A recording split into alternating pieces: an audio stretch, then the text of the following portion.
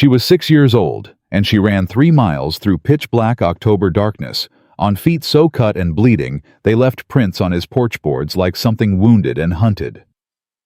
Cole Harlan opened his door and found her there, one small fist still raised to knock again. Her dress torn at the collar, her eyes holding the particular terror that doesn't come from nightmares.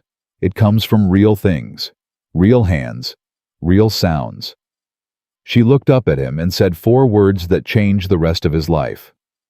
She won't last tonight. If you've ever believed that one person standing up can change everything, stay with me until the very end of this story. Hit that like button and drop your city in the comments. I want to see how far little Penny's voice can carry. Subscribe to this channel so you never miss a story like this one. Cole Harlan had not spoken to another human being in 11 days when the knocking started. He knew the exact count because he kept track the way men kept track of things when silence became their only company. 11 days since he'd ridden into Caldwell for feed and managed to exchange exactly 14 words with the man at the supply counter. 11 days since he'd confirmed once again that he preferred the company of cattle and open sky to anything that walked upright and expected conversation in return. His wife Margaret had been dead for 3 years. Their son had never drawn his first breath. Cole had buried them both on the hill behind the house on a Tuesday in March, when the ground was still half frozen, and the preacher from town had spoken words that meant nothing to a man standing in a hole he'd dug himself, with hands that still couldn't believe what they were doing. After that, 11 days of silence was nothing. He'd gone 63 once. Hadn't even noticed until he tried to speak to his horse, and the sound that came out of his own throat startled him. So when the knocking came small and desperate and wrong for this hour past 10 at night, wind coming hard from the northwest, Cole didn't move for a full 3 seconds, just stood by the window and listened, telling himself it was a branch, telling himself it was the barn door working loose again. Then he heard the voice. Mister, please open up." He had the door open before the word please finished. She stood maybe 4 feet tall, in a calico dress that had been washed so many times the pattern had nearly disappeared. Dark hair loose and tangled from running. Both feet bare, and in the lamplight spilling from behind him, Cole could see the blood black against pale skin, a trail of it across his porch boards where she'd been standing long enough to leave marks. She looked up at him, and her eyes were the eyes of someone who had learned something no child should ever learn. She'd learned that the world contained things that didn't stop just because you begged them to. "She won't last tonight," the girl said. Cole's hand tightened on the doorframe. "Who won't last?" "Mama." He looked past her into the darkness. Nothing out there but wind and the sound of his cattle shifting in the far pasture. "Where's your mama now?" "Home." The girl's voice cracked on the word, like it was a stone she was trying to swallow. "He started early tonight. Usually he waits until supper's cleared. Tonight he didn't wait." "Who started early?" She looked at him like the answer should have been obvious.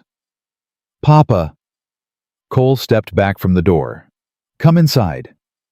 She came in carefully, the way animals came into strange spaces, testing each step, watching him ready to bolt. He pulled a chair close to the stove and pointed at it, and she sat, folding her hands in her lap, with a formality that broke something in his chest. "What's your name?" "Penny." "Penny what?" A pause, long enough that he noticed it. "Whitfield." The name landed in the room like a stone dropped in still water. Cole turned away from her and went to the pump, filling a basin. He knew the name. Everybody in Caldwell County knew the name. Judge Arthur Whitfield, who'd held court in this territory for going on 15 years. Whose face appeared on campaign posters.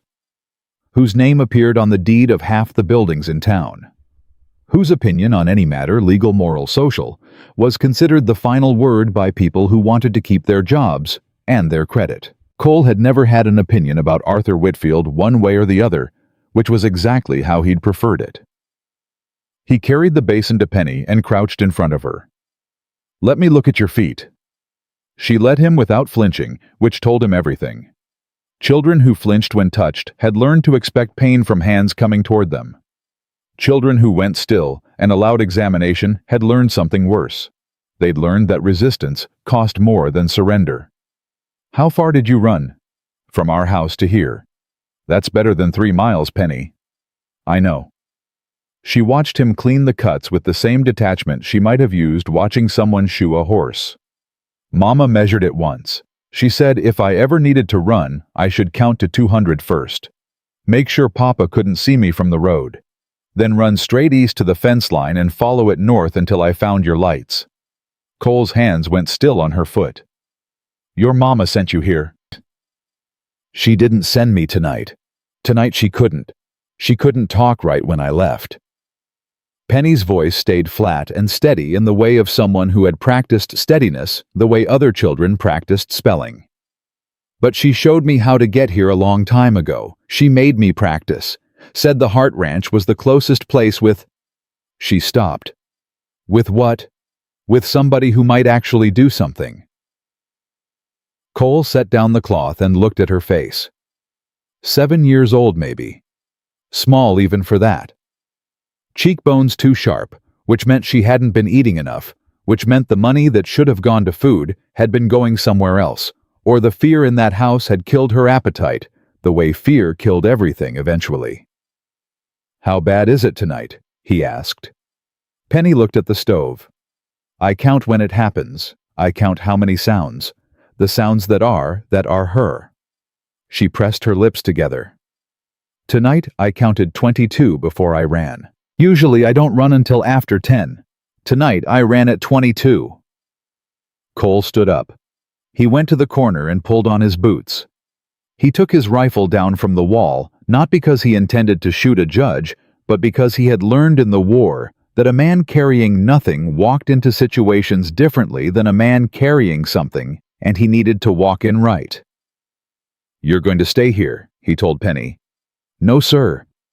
She was already on her feet, bloody as they were. "I'm coming with you. Mama needs to see me, or she'll think I didn't make it." He looked at her for a moment, thought about arguing, decided against it. "You ride behind me, you hold on, and you don't let go." "Yes, sir." He saddled Ajax, his big gray gelding 15 hands of solid quarter horse, and lifted Penny up behind the saddle, and felt her small hands grip his coat with a strength that had nothing childlike in it. They rode hard across the valley, hoofbeats swallowed by wind. "Tell me what I'm riding into," Cole said. Penny spoke into his back, her voice steady against the rhythm of the gallop. "Our house is at the end of the Elm Drive. Papa will have his horse in the barn because he came home from town after dark. The front door has a lock, but Mama keeps a window unlatched in the kitchen because sometimes she needs air." "Is your father armed?" "He carries a pistol on his belt every day. He's the judge. Nobody questions it. What does your mama look like right now when you left?" A pause. The longest one yet. "She was on the kitchen floor. She was breathing. I checked. I put my hand by her mouth and I counted to 10, and she was breathing all 10 times. Another pause. "I didn't want to leave her, but she always says the worst thing I can do is stay and watch. She says watching it teach me that it's normal, and she won't have me learn that." Cole said nothing. The wind was cold enough to sting, and he angled his body slightly to block it from hitting Penny directly, without making it obvious he was doing it. The Whitfield house came into view with lights burning in 3 windows. White clapboard 2 stories, a wraparound porch, with a swing that moved gently. The kind of house that appeared in catalog drawings, beside phrases like prosperous and established. A judge's house. A house that said everything inside it was fine. Cole dismounted at the elm trees and lifted Penny down. She ran for the kitchen window before he could tell her to wait, was through it before he reached the porch. He went in behind her.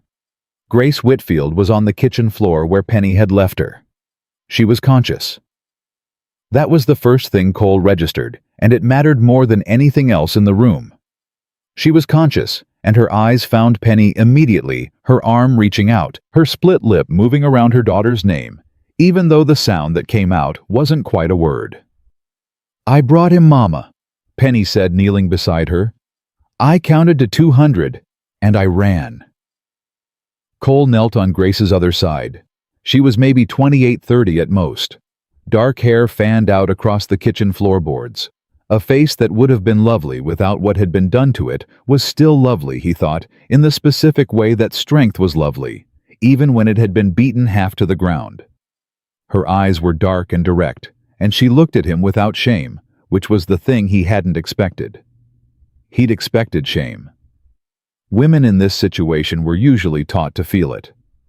Mrs. Whitfield, he said, I'm Cole Harlan. My ranch is 3 miles east. Your daughter came to me. I know who you are. Her voice was wrecked, but her words were clear. Margaret Harlan's husband. Widower. Yes. She tried to push herself upright, and her face went white with pain. I have to get up. You don't have to do anything yet. Let me look at you first. He'll come back. He went to the barn to put the horse up. He'll come back in. She grabbed his arm with both hands, her grip desperate and strong. You have to get Penny out of here before he sees she went for help. He'll know. He always knows. I'm getting both of you out. Cole slipped his arm under her shoulders. Can you walk? I can walk. She said it with a conviction that was either courage or stubbornness or both, and then she proved it by getting to her feet with his help and staying there, one hand braced on his arm, breathing in shallow, careful increments. My ribs. How many? I don't know. More than one. She looked at her daughter. Penny, get the blue tin from under the loose board by the back step. You know the one. Penny moved without hesitation, counting floorboards under her breath, 3 from the window, 2 from the door, and prying one up with the small, efficient movements of a child who had done this before. She came up with a tin box and tucked it inside her dress. Cole didn't ask what was in it. Not yet. They went out through the kitchen window the way they'd come, in Cole going first to lift Grace through, Penny last. Grace made no sound climbing out, though the effort of it painted sweat across her forehead, and she went rigid with pain at the moment her ribs bore weight. They were 20 feet from the house when the barn door opened. Cole felt Grace's hand clench on his arm like a trap springing. Arthur Whitfield stepped out into the yard. He was tall, broad-dressed, well. Even now, a man who understood the power of looking like a man who deserved respect. He had a lantern in one hand and a whiskey glass in the other, which he'd apparently carried from the house to the barn and back, because that was the kind of man he was. The kind who didn't see the need to pretend at certain things when he was on his own property. He saw them immediately. The lantern swung up and the light found Cole's face, and then Grace's, and then Penny's, and Whitfield went very still in the way men went still when they were calculating, not when they were surprised. Grace. His voice was smooth, pleasant even. I see we have a visitor. Cole stepped slightly in front of Grace and Penny. Not blocking them, he didn't make it theatrical, just moved into the space between. Judge Whitfield, he said. Mr. Harlan. Whitfield's eyes moved over him with the appraisal of a man accustomed to determining what things were worth and what they'd cost him. It's late for a social call. It is. I'll need you to step aside. My wife has a condition. She gets confused sometimes, wanders. She's needed home rest and quiet, not excitement. He took a sip of his whiskey with total calm. I appreciate you returning her. I'm not returning her, Cole said. The pleasant expression didn't leave Whitfield's face. It just became something else wearing that expression's clothing. I beg your pardon. She's coming with me. Both of them are. Mr. Harlan? Whitfield set the whiskey glass on the fence rail with the careful, deliberate movement of a man deciding something. You're a newcomer here. Been on that ranch of yours, 4 years? 5? You don't know this county the way I do. You don't know these people. He looked at Grace with the particular look of a man reminding someone what the consequences of choices were. You don't know my wife. I know what 22 sounds in a kitchen means, Cole said. Whitfield blinked. It was the only tell he gave. Then he looked at Penny and what moved across his face in that moment was not quite anger yet. It was something colder, a reckoning. Penny stepped closer to Cole's side and said nothing. "Penny," Whitfield said, "come here." "She's staying where she is," Cole said. "She is my daughter. She is a minor child on my property, and She ran 3 miles barefoot tonight to get help for her mother," Cole said, and kept his voice level because level was what the moment required.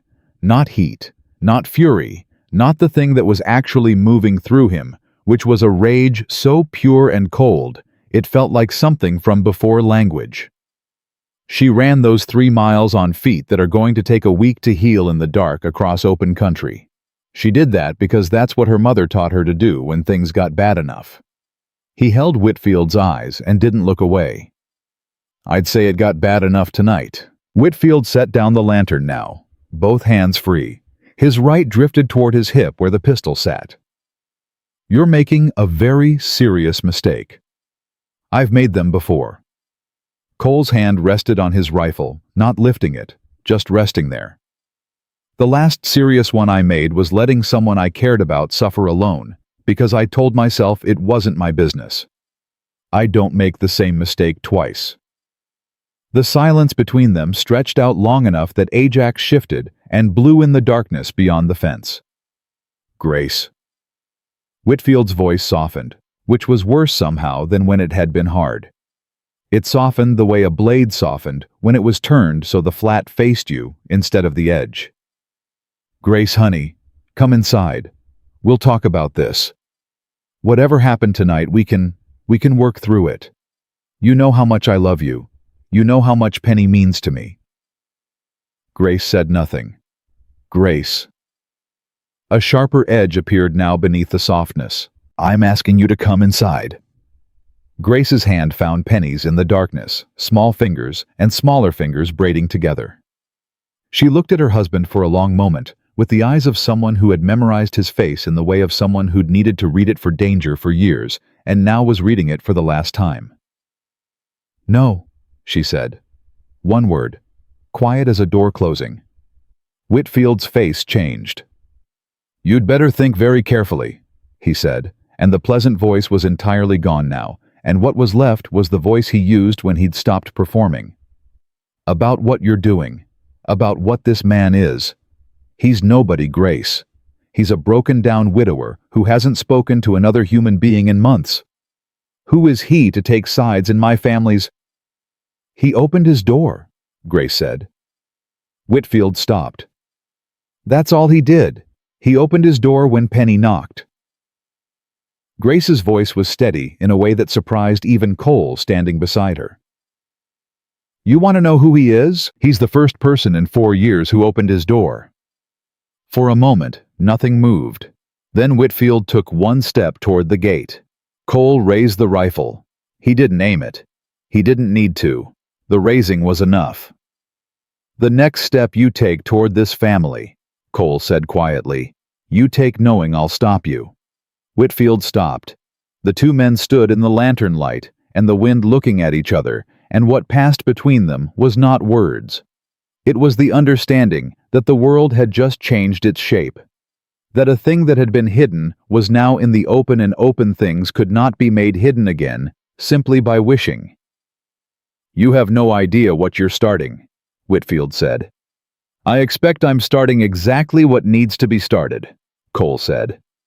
Whitfield picked up his whiskey glass from the fence rail. He looked at it for a moment like he was considering throwing it.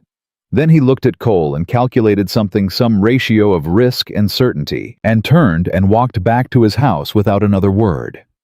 The door closed. The light in 2 of the 3 windows went dark. Cole waited until the last one dimmed before he exhaled. Then he turned to Grace and Penny. Penny was trembling. She'd held herself so still through all of it that the trembling now was the body releasing what it had held, and she shook from shoulders to knees in the cold and the aftermath. Cole crouched down in front of her. "You did good," he said.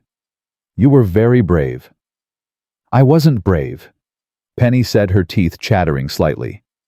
"I was scared the whole time. That's what brave is." Grace's hand came down on Penny's shoulder. She was trembling too, but she wasn't letting it reach her face. "We need to go," she said. "He's not done. He's just thinking." "I know." Cole straightened and lifted Penny, who was too exhausted to protest, and felt her head drop against his shoulder with the absolute trust of a child who had burned through every reserve she had. He helped Grace to Ajax and got them both mounted and turned east, away from the house and its dimmed windows, across the open valley toward the lights of his ranch, burning steady on the horizon. Halfway across the valley, Penny spoke from where her head rested against his coat. "Mr. Harlan." "Yeah. He's going to come to your house tomorrow." "I expect he is." "He's going to say Mama is sick, that she imagines things, that she hurt herself." Her voice was reciting flat and certain. "He says that to everyone. They believe him because he's the judge." "What does your mama say about that?" Penny was quiet for a moment. "She says the truth is only worthless if nobody will hold it. She says she's been holding it for 4 years all by herself, and it's getting too heavy." Cole looked at Grace beside him on the horse, one hand pressed against her ribs, sitting upright by Will alone, watching the road ahead with dark, steady eyes. "It doesn't have to be heavy anymore," he said.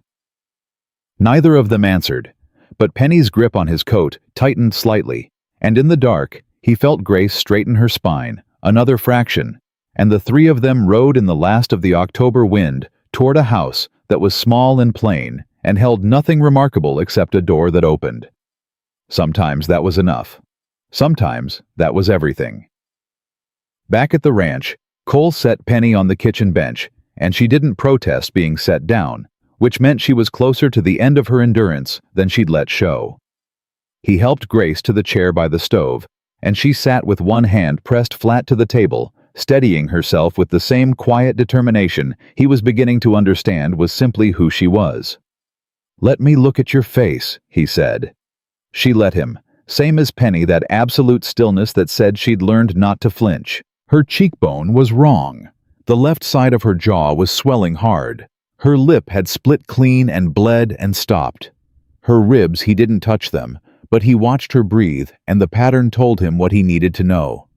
Short, careful, sparing the left side. 2, maybe 3.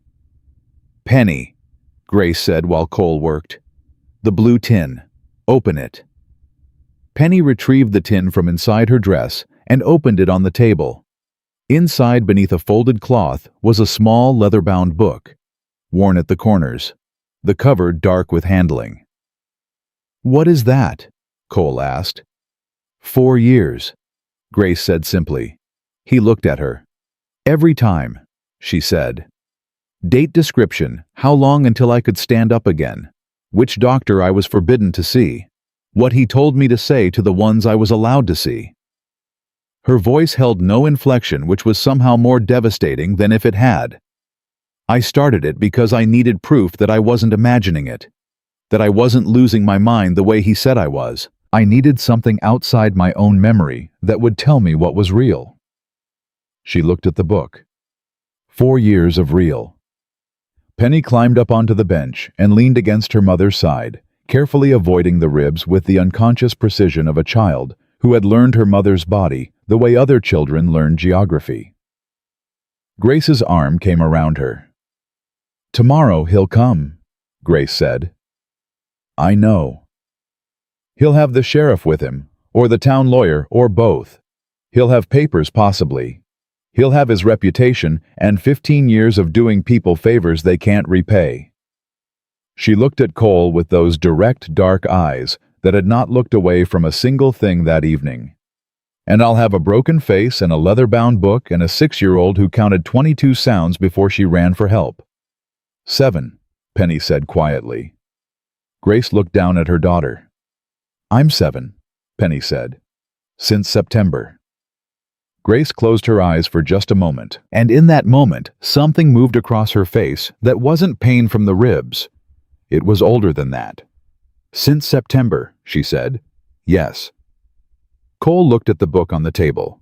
At the woman who had written it line by line, injury by injury, 4 years of keeping record in secret, because she'd known that someday someone might need to see it. At the child who had counted to 200 in the dark and run barefoot across an open valley because her mother had taught her exactly when and where to run. He looked at his hands rough from 5 years of ranch work, from 3 years of grieving, from 11 days of silence, just this month alone. "He'll come," Cole said. "And when he does, we'll be ready." "We," Grace repeated. Cole looked at her. "You didn't come 3 miles in the dark so you could face tomorrow alone." She held his eyes for a long moment. Something passed through them. Not trust yet. Trust took longer, but the beginning of the question, whether trust might be possible. Then she looked down at Penny, who had fallen asleep against her side with the absolute totality of childhood exhaustion, the blue tin still held in both hands. "She practiced the route," Grace said quietly so as not to wake her. "Every few months I'd walk her to the road point east, make her say the directions back to me. She thought it was a game for a while." She stroked her daughter's hair with the careful hand that knew exactly which movements hurt. She stopped thinking it was a game about a year ago. How old was she when she stopped? 6. Grace's voice stayed even. 6 years old, and she understood exactly what the practice was for. Cole said nothing. There was nothing to say to that. He went instead to the stove and added wood and filled the coffee pot with water and set it to heat. And he moved through these ordinary motions of hospitality while something settled in him. Not the cold rage from the yard, but something below that. Quieter. More determined. Something that felt like purpose. Grace accepted the coffee when it was ready, wrapping both hands around the cup, and they sat in the kitchen of his plain ranch house, while October wind worked at the windows, and Penny slept, and the leather-bound book sat between them on the table, containing 4 years of evidence of things that had been done in a house 3 miles west, and never spoken of aloud. Until tonight. "He'll say I'm unstable," Grace said. "Let him say it. He'll say Penny is confused, coached too young to be credible. Let him say that too. He'll say you're—" She stopped, looked at him. "What will he say about you?" Cole thought about it. A man who lived alone and spoke to nobody for weeks at a time.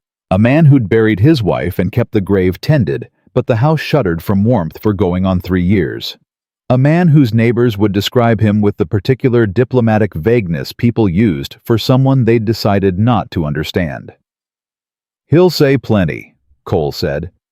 "Most of it might even be true." Grace looked at him over the rim of her cup. "Why are you doing this?" He thought about Margaret cold in the ground on the hill behind the house. He thought about how the last 3 years had been the easiest thing he'd ever done. Because easy and empty felt the same when you'd chosen them deliberately. He thought about the sound of Penny's small fist against his door, 3 miles of dark ground accomplished by 7-year-old feet, and the 4 words she'd said when he opened it. "She won't last tonight." He looked at Grace across the table. "Because your daughter knocked," he said. And that was true. And that was all of it. And Grace looked at him for a moment like she was checking the weight of something, testing whether it was solid enough to lean on. Then she nodded once and looked down at her coffee, and outside the wind came harder, and in the morning Arthur Whitfield would come with his lawyers and his reputation, and his 15 years of this county belonging to him. But tonight in this kitchen, the book was on the table. The door was locked. The child was sleeping. And for the first time in 4 years, Grace Whitfield did not count the hours until daylight. Whitfield came at first light. Cole had expected him to wait until mid-morning, enough time to dress properly, collect his lawyer, arrange his expression into something that looked like concern. But Arthur Whitfield did not wait until mid-morning, which told Cole something important about the man. Patience was a tool he used when it served him. When it didn't, he moved fast, and he moved with everything he had. Cole heard the horses at dawn while Grace was still sleeping in his bed, the only bed which he'd given her without discussion, and Penny was curled at her mother's side, like something that had attached itself and would not be separated without damage. He'd spent the night in the chair by the front window, with his rifle across his knees, not because he'd expected trouble before daylight, but because the kind of man who'd sent his wife to the kitchen floor and his daughter running barefoot across 3 miles of dark country was the kind of man whose next move Cole didn't want to guess at. 2 horses. He confirmed that from the window before he moved to the door. Whitfield had brought the town sheriff with him, a man named Buford Hayes, who Cole had seen twice in Caldwell, and who had the look of someone who had decided a long time ago that keeping his position required keeping the right people comfortable. He sat his horse with the careful neutrality of a man who knew whose side he was on, but preferred not to say so in plain language. Cole opened the door before they reached the porch. "Judge Whitfield," he said. "Sheriff." Hayes touched his hat brim. Whitfield didn't bother. "My wife and daughter are here," Whitfield said. "Not a question." "They are." "I'd like to see them." "They're sleeping." "Then wake them." Whitfield's voice was the voice he used in his courtroom.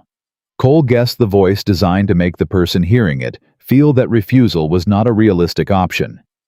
"They've spent the night in a stranger's house without my knowledge or consent. My daughter is a minor child. My wife is a woman who has documented medical history of—" "She has a documented history," Cole said. "That's accurate." Whitfield paused.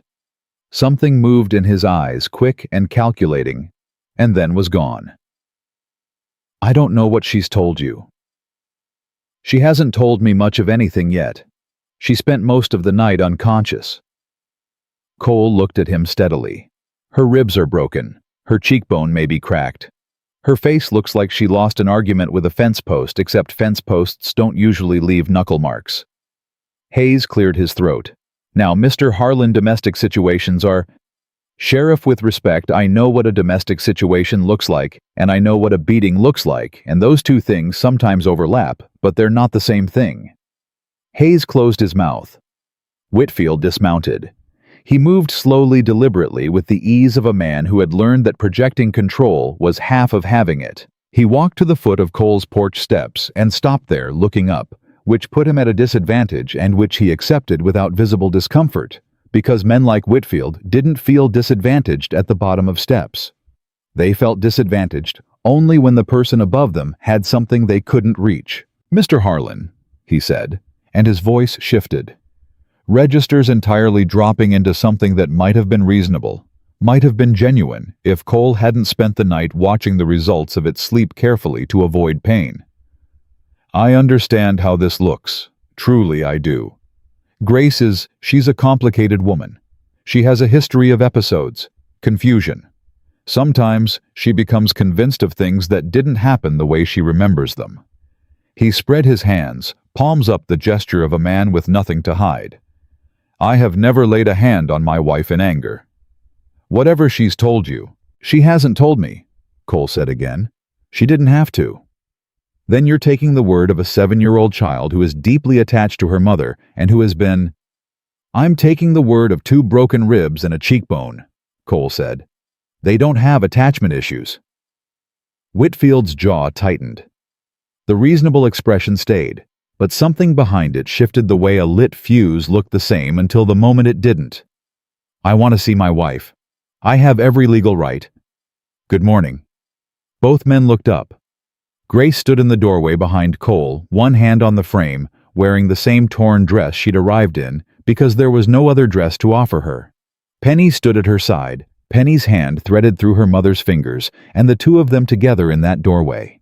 Grace's face in daylight, showing everything that darkness had softened, made Hayes look away and find something of urgent interest in his saddlehorn. Whitfield looked at Grace's face and did not look away.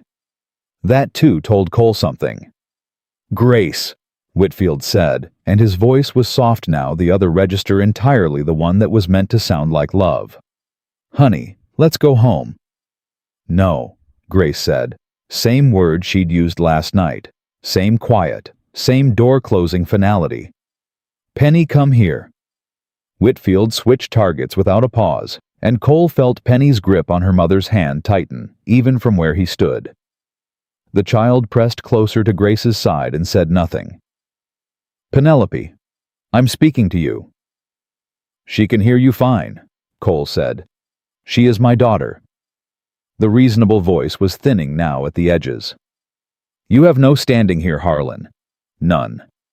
You are a neighbor who has involved himself in a private family matter, and I am giving you the opportunity right now to step back from this before it costs you something you can't get back." Cole came down one step. Just one. Enough to be closer to Whitfield's level. Enough to make it clear he was coming down by choice and not because the ground was better.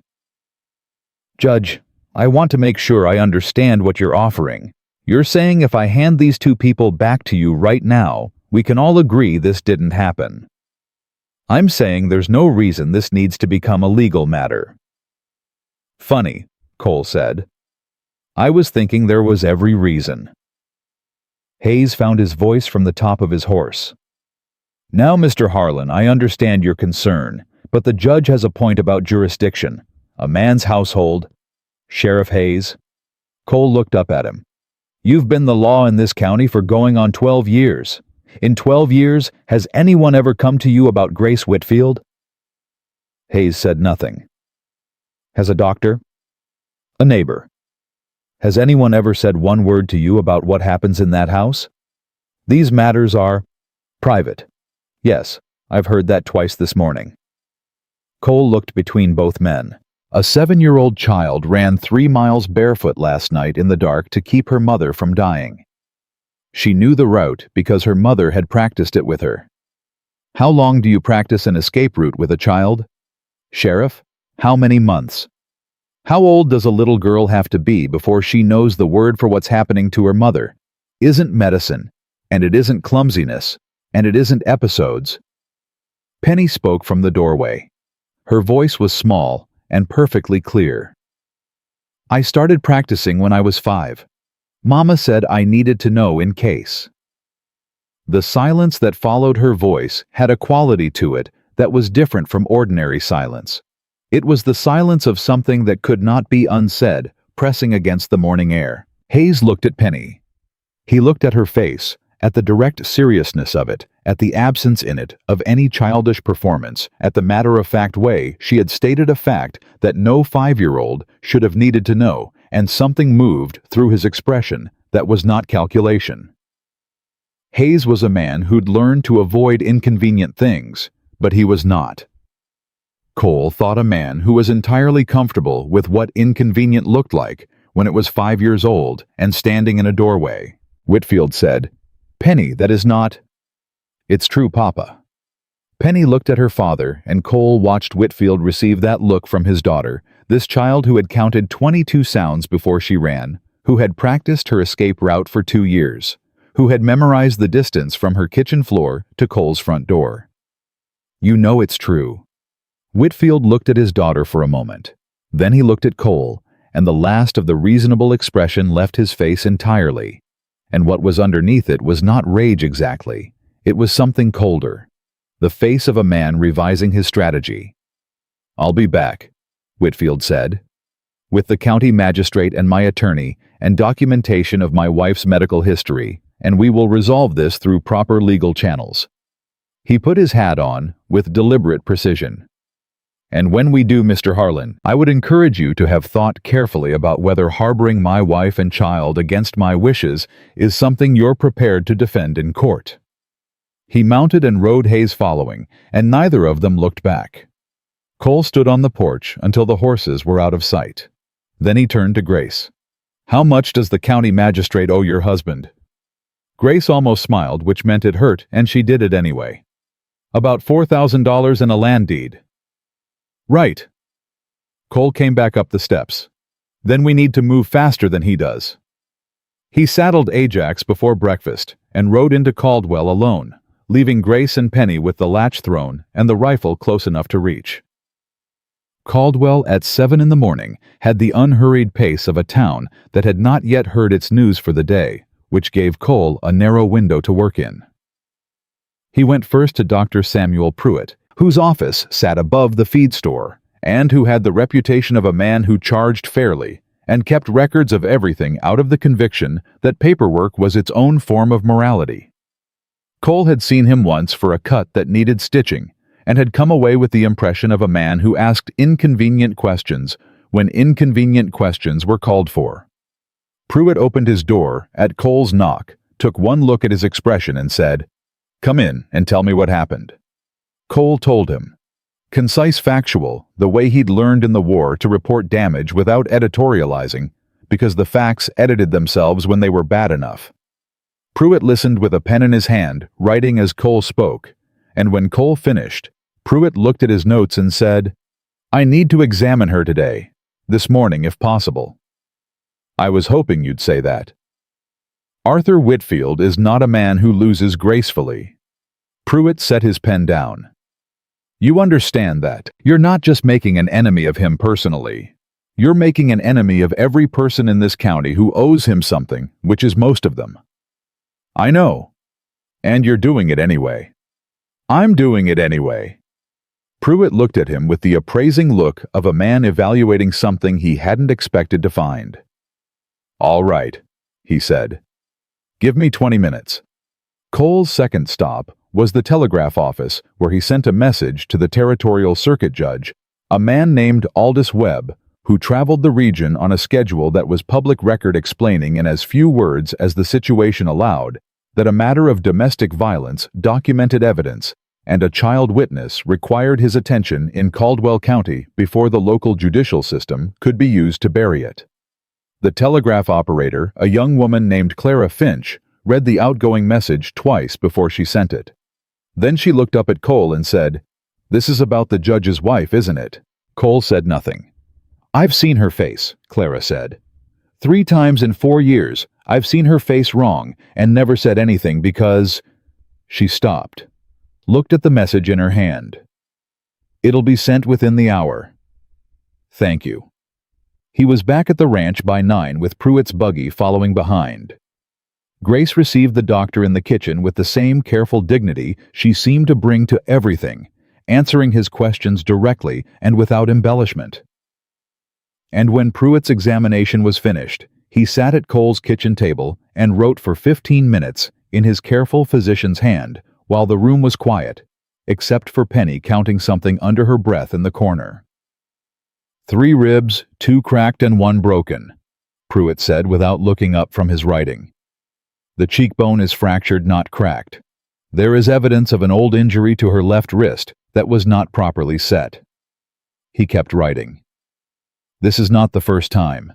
The patterning of older bruising indicates repeated injury over an extended period. He looked up at Grace.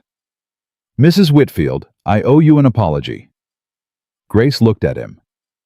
"Why?" "You came to me twice in 4 years. Once for your wrist, once for your ribs the first time. I wrote down what you told me, that you'd fallen." He set his pen down flat on the table. "I wrote it down because writing it down was easier than asking the question I should have asked. That was a failure on my part, and I intend to correct it with this documentation." Grace was quiet for a moment. "He would have made things worse for me if you had." "Possibly, but possibly you would have had help 4 years sooner." Pruitt looked at the blue tin on the table which Grace had brought out without being asked. "Is that what I think it is?" "A record," Grace said. 4 years of it." Pruitt looked at Cole. "You have medical documentation, a 4-year personal record, and a child witness. If you can get Circuit Judge Webb here before Whitfield can maneuver the local magistrate, you have a case." He paused. "You should also know that I am not the only person in this town who has had questions. I am possibly the only one prepared to say so in an official capacity, but I am not the only one." "Who else?" Cole asked. Pruitt considered for a moment. "Vera Hutchins at the Mercantile. She's wrapped Grace's wrists twice when the story was a door. Margaret Finch, Clara's mother, saw Arthur Whitfield strike Grace in the side of the head in the alley behind the church 3 years ago and talked herself out of what she saw before she reached home." He shook his head. "People talk themselves out of things when the alternative is going up against a man who signs their credit. Will they talk themselves back into it? With documentation, with a physician's report and a child's testimony and a record kept for 4 years. Pruitt picked up his pen again. Some of them might. Fear is a powerful thing, but shame is powerful too. And there are people in this town who will feel the second when they understand the first is no longer the only reason they've been quiet. After Pruitt left, Grace sat at the kitchen table with the blue tin open in front of her and the leather-bound book in her hands. Penny had fallen asleep again on the bench by the stove, exhausted in the way of children who had spent their reserve and needed time to build it back. "He'll file papers today," Grace said. "Competency papers probably. Saying I'm not in my right mind. He's used that before, not officially, but he's told people. Dr. Ellison in the next county believes him. He'll get Ellison to sign something." "Webb will be here within the week," Cole said.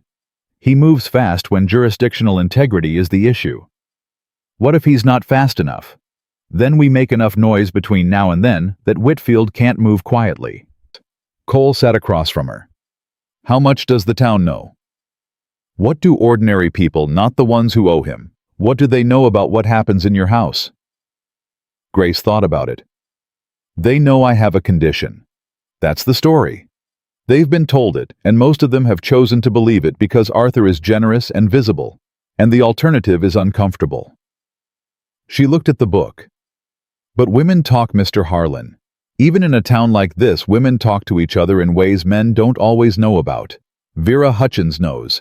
Clara Finch's mother knows. The woman who washes our laundry knows because laundry tells things that people don't." "Then start there," Cole said. Grace looked at him. "You mean tell them?" "I mean, stop letting him control the story. He's had 4 years to tell his version.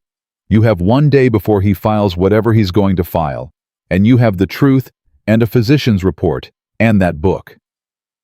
Cole nodded at the leather-bound journal. "The truth only loses when it stays quiet." Grace looked at the book for a long moment, at the worn cover, at the years compressed inside it, entry by entry, date by date, the patient accumulation of someone who had believed on some level that the record would matter someday, even when nothing around her confirmed it would. "I'm afraid," she said, and it was the first time she'd said it plainly without dressing it in something else. "I know. Not of him exactly.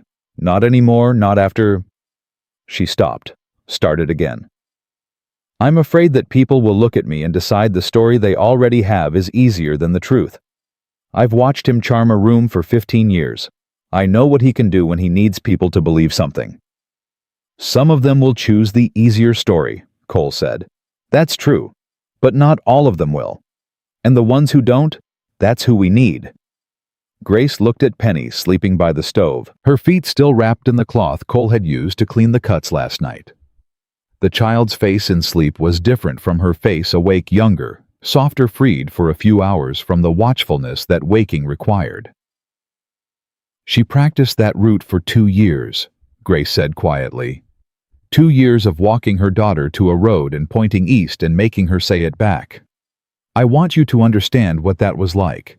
Standing in the road with a 5-year-old explaining why she might need to run away from home in the dark."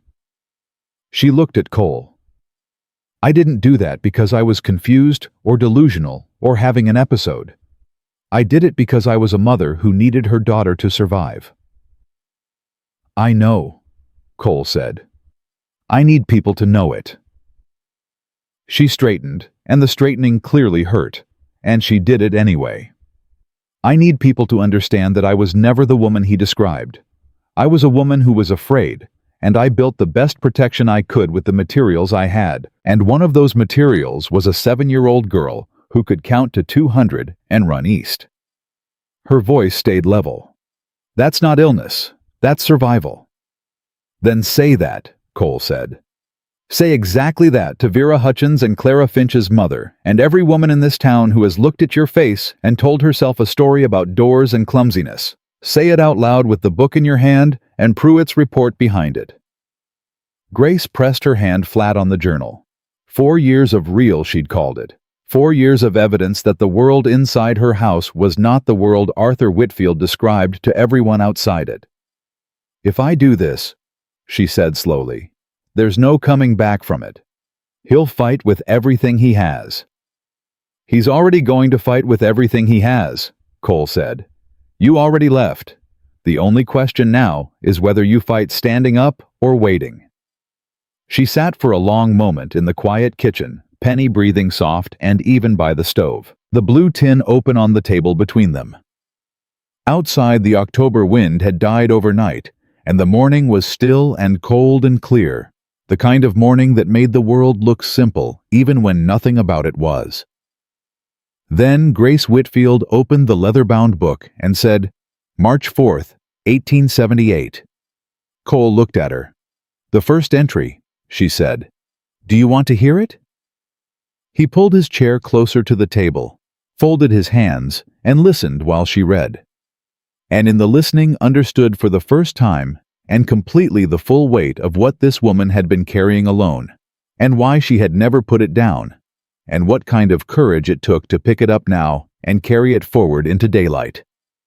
Outside somewhere down the Caldwell Road, Arthur Whitfield was sitting across from his attorney and making his own plans. But inside this plain kitchen, the book was open. The words were in the air.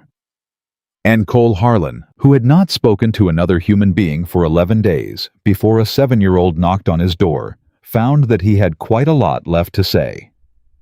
Grace read for 40 minutes. She read in the same voice she used for everything, steady, unhurried, without performance, and Cole sat across the table and did not interrupt her. The entries were dated and brief, written in the compressed language of someone who had trained herself to record facts without letting the recording break her. March 4th, 1878, April 19th, June 2nd. The pages turned, and the months accumulated, and the pattern became impossible to mistake a rhythm of violence as regular and predictable as seasons, except that seasons changed, and this did not. When she finished, she closed the book and put both hands flat on the cover and looked at the table. 47 entries, she said. 4 years. Cole said nothing for a moment. Then, "Does anyone else know that book exists? Penny knows where I keep it. No one else."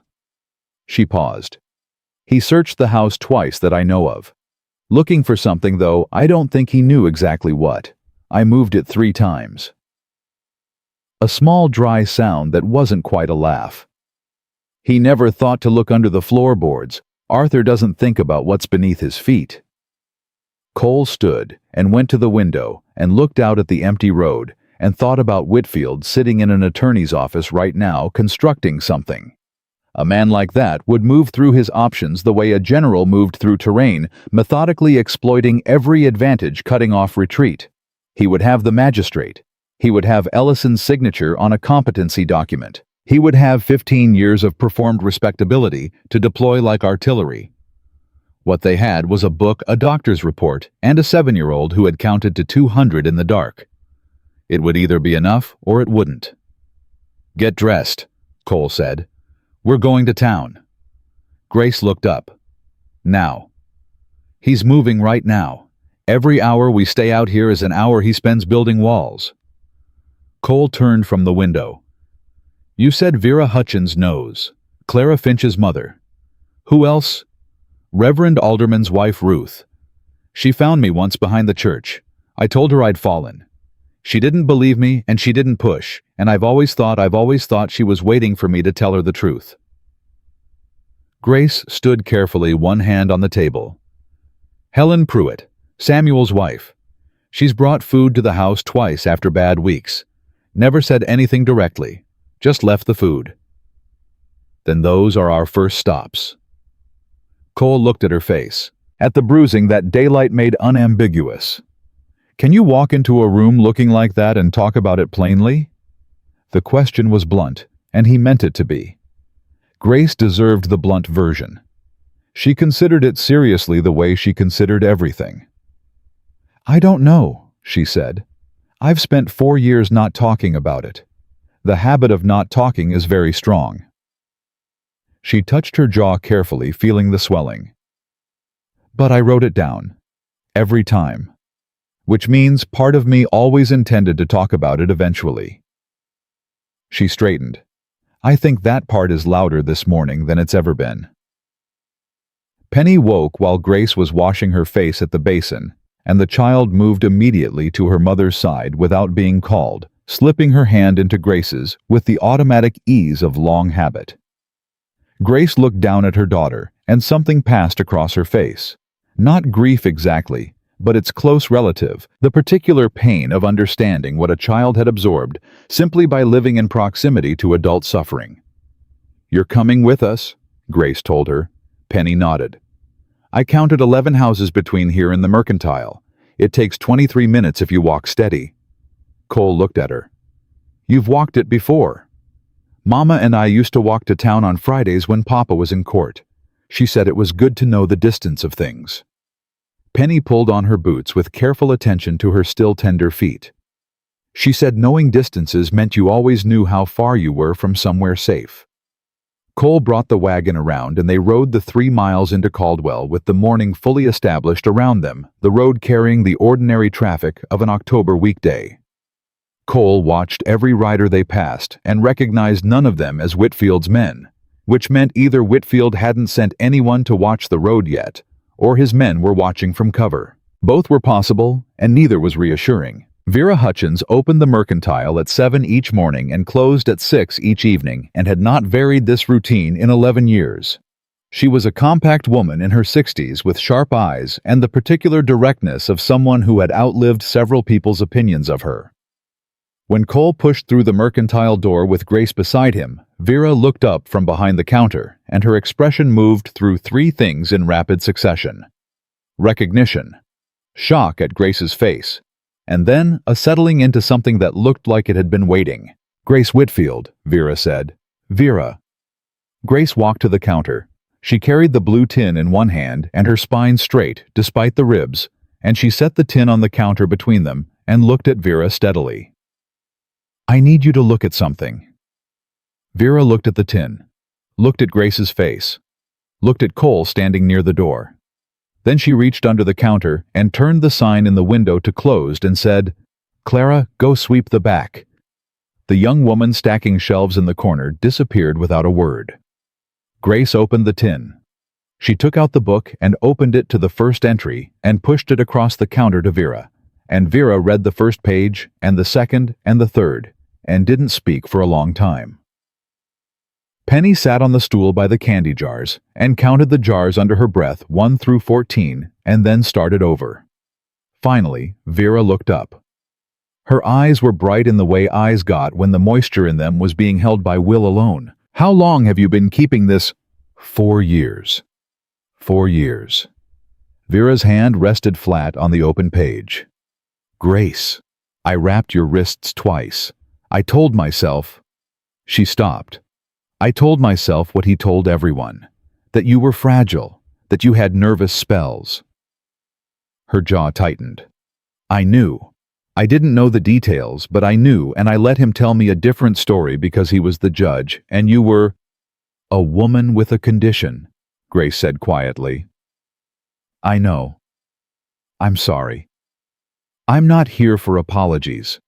I'm here because he's filing papers today. Competency papers. He's going to use Dr. Ellison and the magistrate in every favor this county owes him to take Penny back and bury this before Circuit Judge Webb arrives." Grace's voice stayed level, and she kept her hands still. "I need people who know the truth to be willing to say they know it, officially, in writing if necessary." Vera looked at her for a moment, then at Cole. "Who else are you talking to?" "Ruth Alderman, Helen Pruitt, anyone who saw something," and looked away. Vera closed the book with a careful hand and pushed it back across to Grace. "Ruth Alderman will talk. She's been waiting for someone to give her permission." She untied her apron. "Take me with you." They went to the Reverend's house next, the 4 of them. Cole, Grace, Penny, and Vera and Ruth Alderman opened her door and took one look at Grace's face and stepped back to let them in without a word spoken. Inside, with the door closed, Grace set the book on Ruth's kitchen table, and Ruth sat down and read while her husband's Sunday sermon notes sat in a neat stack at her elbow. Ruth read 6 entries before she closed it. She didn't close it because she'd seen enough. She closed it because she needed to stop and breathe through whatever was happening to her face, and she pressed her lips together and looked at the ceiling for a moment before she looked back at Grace. "I found you behind the church," Ruth said. "I remember. You told me the step was uneven." "I know. I went back and checked that step 3 times. Ruth's voice was very quiet. "It wasn't uneven." "No. I should have—" Ruth stopped, started again. "When a man is the judge and the church elder, and the man whose name is on the deed of the building where my husband preaches it, there is a gravity to that. Do you understand? It pulls things toward it. And I let myself be pulled." She looked at Penny, who had settled in the corner of Ruth's kitchen, and was counting the window panes, with her eyes moving her lips silently. "She was 5 when I found you." "Yes. 5 years old, and she knew not to come out from behind the bushes." Ruth said this to herself as much as to anyone else, the flat recitation of someone understanding something they'd been avoiding. Then she looked at Cole. "What do you need from me?" "A written statement," Cole said. "What you saw, what you were told, what you understood the truth to be, signed and dated. Arthur will say I'm doing it out of spite. He'll say I have reasons too. He'll say a lot of things," Cole said. "Let him say them. A statement from Ruth Alderman, wife of Reverend Thomas Alderman, who observed injuries consistent with repeated violence on multiple occasions. That is not something he can dismiss as easily as he can dismiss Grace alone." Ruth looked at her husband's sermon notes for a moment. Then she stood and got paper and a pen and sat back down. "Tell me exactly what you need me to write." Helen Pruitt was already at the clinic when they arrived, having apparently been warned by her husband when he returned from the ranch that morning. She had her own statement half-written and pushed it across the desk to Cole with the practiced efficiency of a woman who had decided something and was not interested in discussing the decision. "Samuel told me this morning," she said. "I've been sitting here since 6 o'clock trying to figure out how to say what I know without being the kind of woman who destroys a man's reputation on feeling." She looked at Grace. "Then I decided that 4 years of documented evidence is considerably more than feeling, and I should stop worrying about Arthur Whitfield's reputation and start worrying about yours." By noon, Cole had 4 written statements in his coat pocket. Pruitt's medical report, Vera Hutchins, Ruth Alderman, Helen Pruitt. 4 women and a physician who had looked at the same story for years and allowed themselves to be told it meant something it didn't, and who had decided within the space of one October morning that they were done being told. It was not enough. Cole knew that clearly. Whitfield had leverage. Cole couldn't match, and time Cole didn't have, and a magistrate who owed him money. But it was more than Grace had possessed the day before, when the truth had been hers alone, and the book had been hidden under a floorboard in a kitchen. She was afraid to be in. They were walking back toward the wagon when Whitfield found them. He came from the direction of the attorney's office, which meant he'd seen them on the street and followed, and he had his lawyer with him. A thin, precise man named Gerald Holt, who had the air of someone accustomed to resolving situations before they became problems, and he also had the town magistrate, Judge Clement, who was short and red-faced and walked slightly behind Whitfield in the manner of a man who understood the order of things. Grace. Whitfield stopped 10 feet away on the main street of Caldwell, in full view of anyone who happened to be looking, which at this point was most of the people on the block, because 4 women and a rancher walking between businesses had a quality that drew eyes. "I have papers." Holt produced them from his coat. "Mrs. Whitfield, these are emergency competency documents signed by Dr. Howard Ellison of—" "I know what they are," Grace said. Cole positioned himself slightly to Grace's left and watched Whitfield's face and said nothing.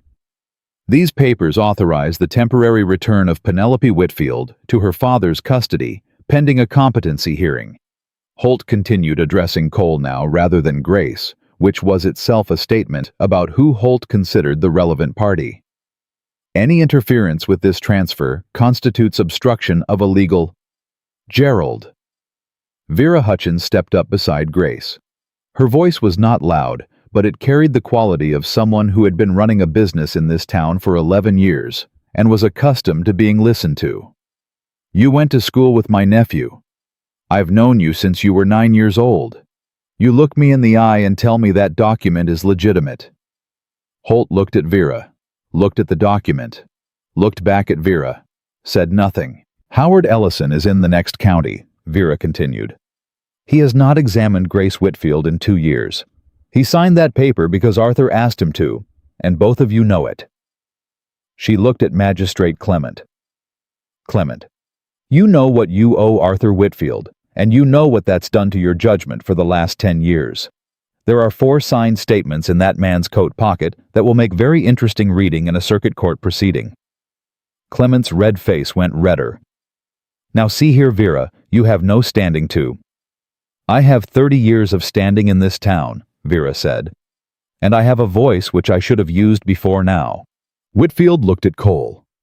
The pleasant expression was entirely gone, and had been gone since the morning, and what replaced it was the face Cole had seen briefly in the yard, by lantern light, the face that existed underneath the performance, when the performance was no longer worth the effort.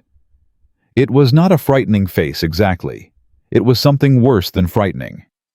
It was the face of a man who had operated for so long without consequence, that consequence still didn't fully feel real to him even now. "Harlan," Whitfield said, "you have one last opportunity to walk away from this."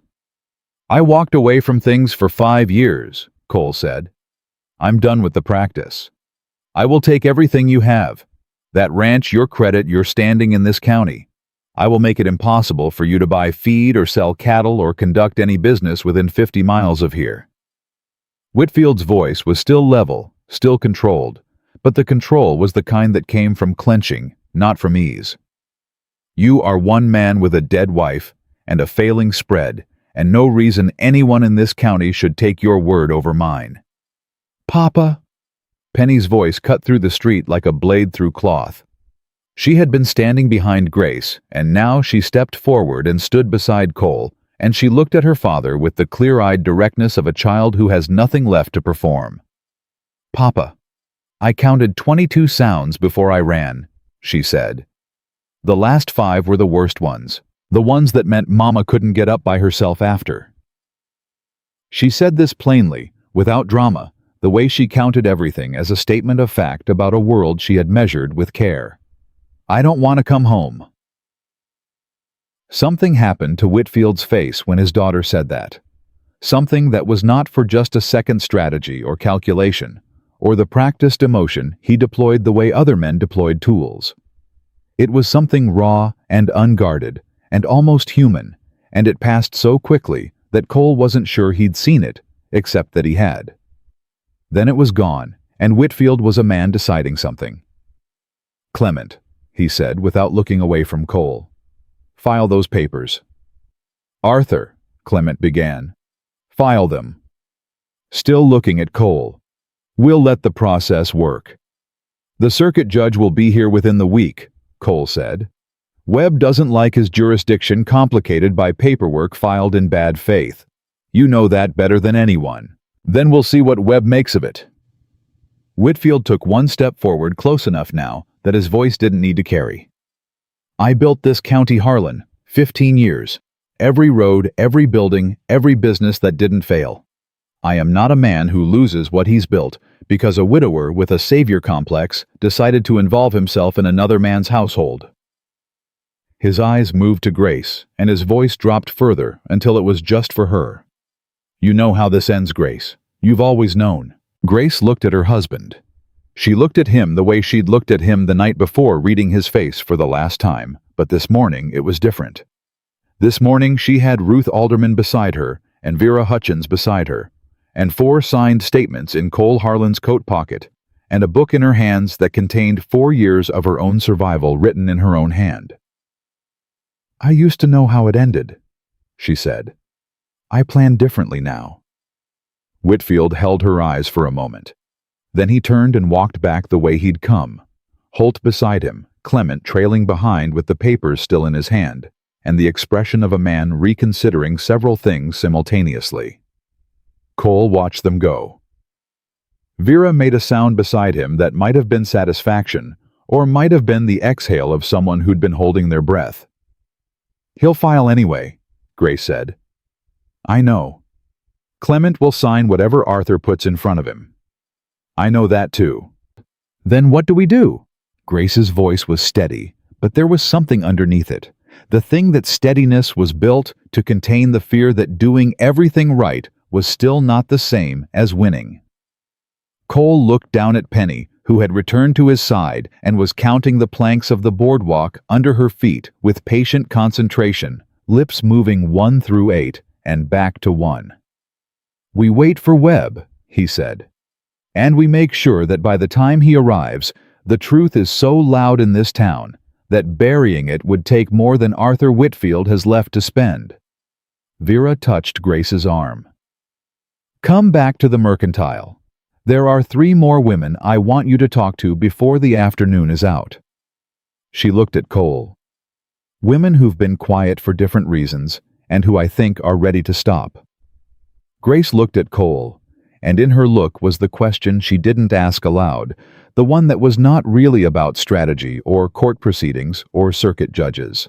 It was the simpler and more essential question of whether any of this was real, whether the ground she was standing on was solid enough to hold the weight of what she was trying to build on it.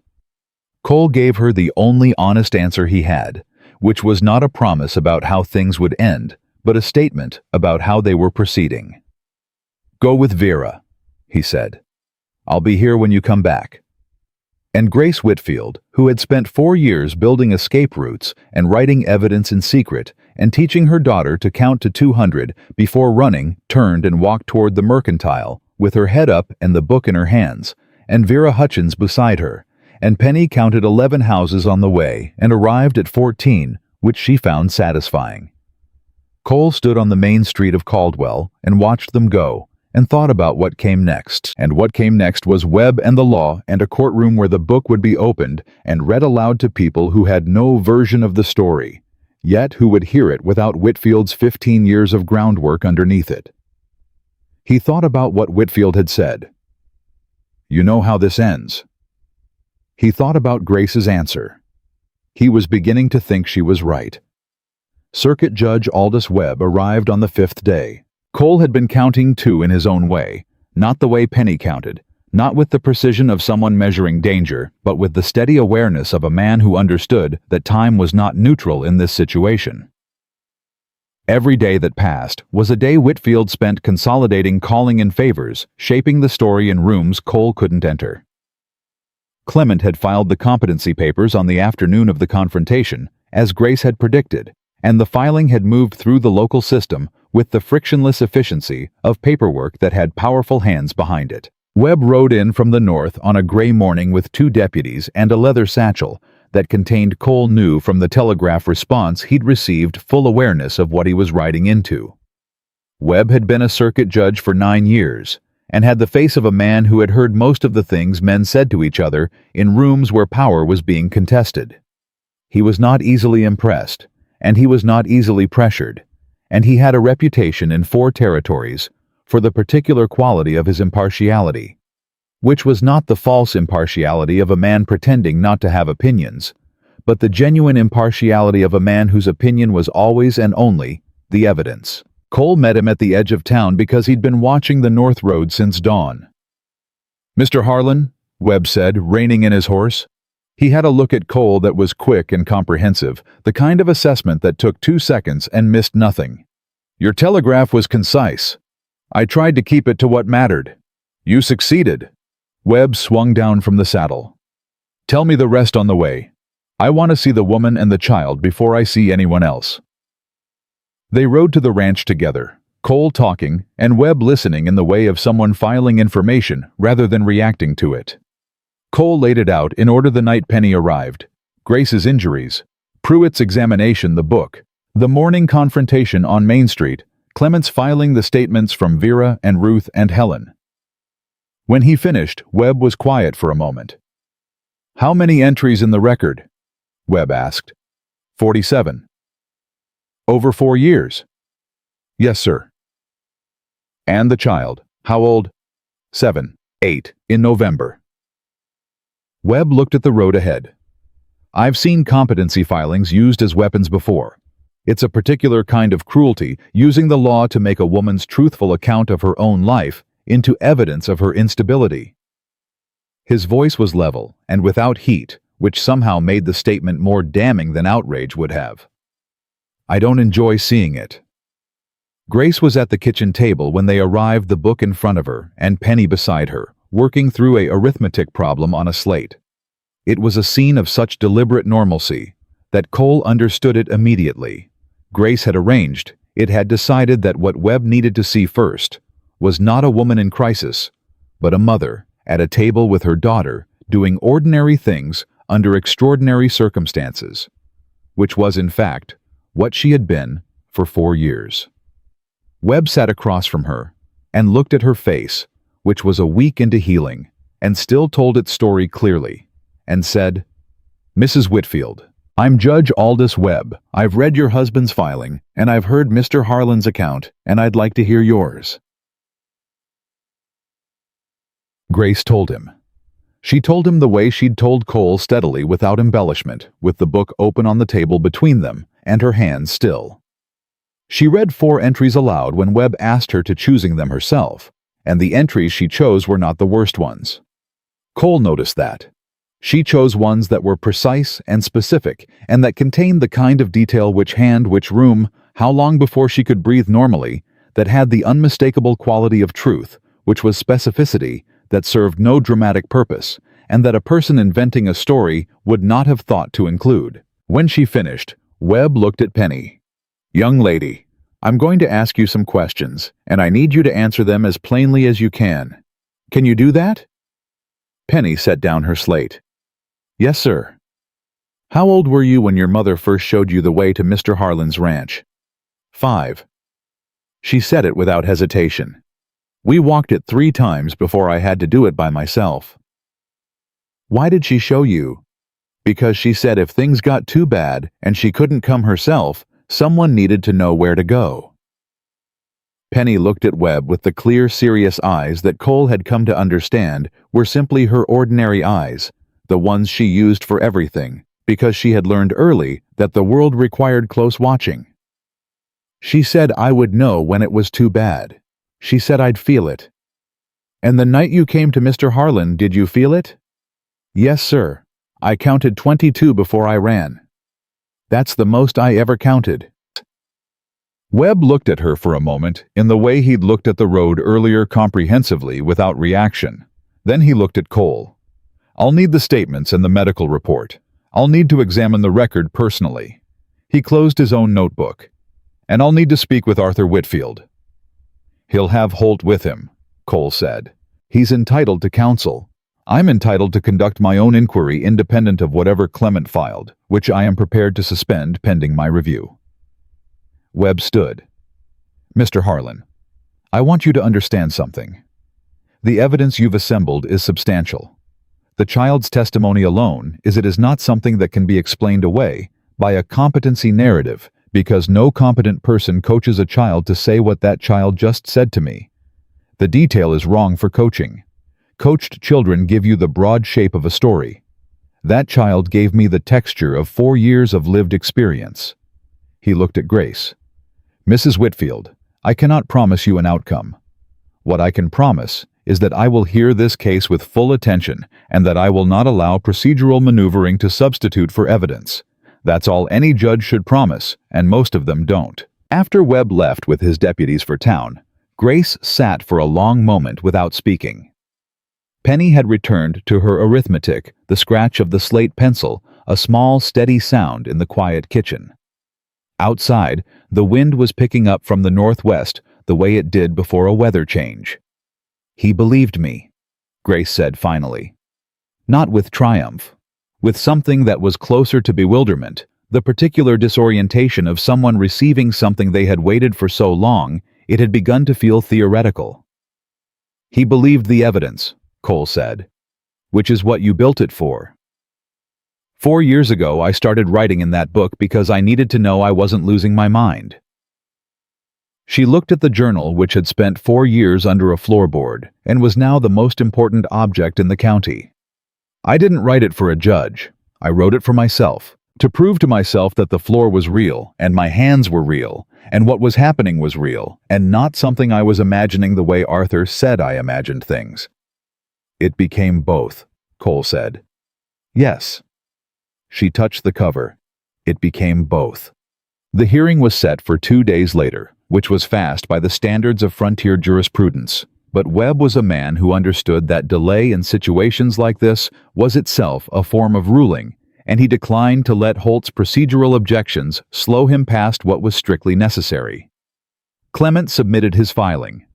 Webb reviewed it, noted the absence of any direct examination of the subject by the signing physician, and set it aside with a written notation that was 3 sentences long and devastating in its brevity. Whitfield came to the ranch the night before the hearing. Cole was on the porch when he heard the single horse on the road, and he stood and watched and waited. And when Whitfield came into view and reined in at the gate, Cole understood immediately that this was different from the previous visits. No lawyer, no sheriff, no performance of reasonable concern.